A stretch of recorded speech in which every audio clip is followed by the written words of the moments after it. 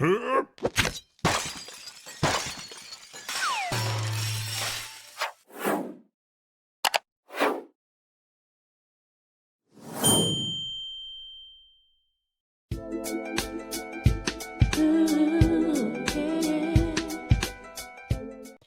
guys, it's Yaya Diamond, and we have an amazing show for you today. Yes, definitely.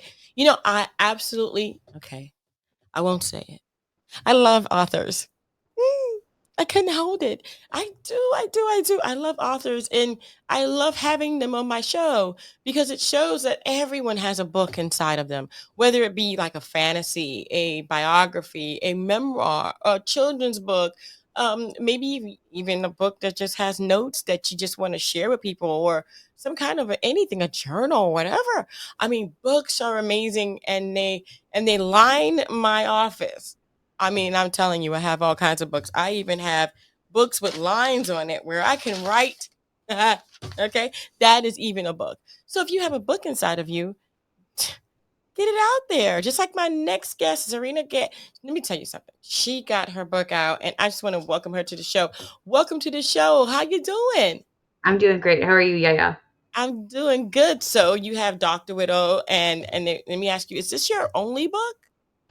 No, I have a couple of publications as well, like in academics, but this is my first title in any type of self-help or near self-help genre.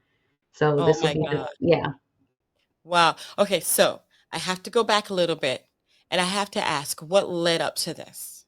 So I mean, it's kind of a downer subject, but unfortunately, I lost my husband in a car crash in December of 2016, and I woke up one morning married, living my best life, two sweet babies at home, and my husband going to work every day while I was going to school. It was perfect. And by dinner that night, I was 30, single, and raising two infants under the age of 3 on my own. And that was my Friday in December of 2016. And so this book very much is the journey of how I got through a lot of that, and just internally reflecting on on that walk that I had to take because I was given no choice. Wow. Wow. Wow. That is I am so sorry. And at the same time I mean, I know that, some people out there have had to go through this. Well, how did the book help you to get through this? Cuz I know you said this was your documentation of your journey. How Yeah, did this help you? this was the book I've written a couple of other books before in really dry academic type things, but this was the first book that I was never planning to write. It was the book I never knew I always needed to write for myself. I was in a position after I lost my husband where I didn't have the means to afford things like therapy, so I ended up going to online support groups like in Facebook and spaces like that, and just talking with other people that are going through this same process, struggling with the same struggles, dealing with their own challenges, because every grief journey is a little bit different. It was suggested to me that putting my story to paper would be helpful for me. And then eventually that turned into a sample chapter for a friend of mine in the support group who worked for a publisher. And that's how this kind of snowballed into the title that it is. Wow.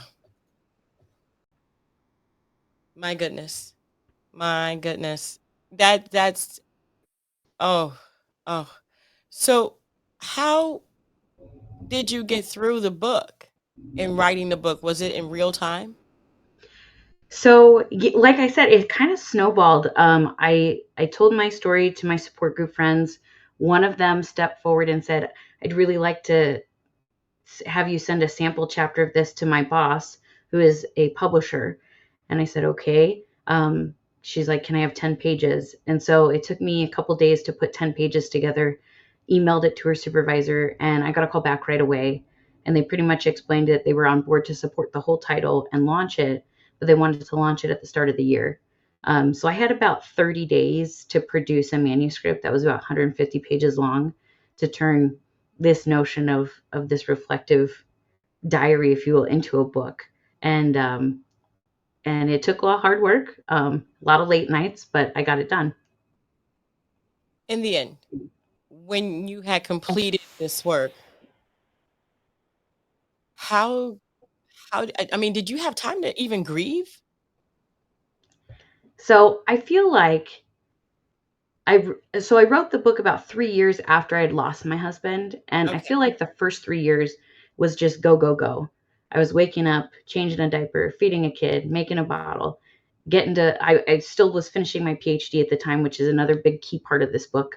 Um, and so there was just no time for me to grieve in that first 3 years. And then after I sat down and actually processed my feelings through writing the chapters of this book, I felt relief. I felt more uplifted than I had in a really long time.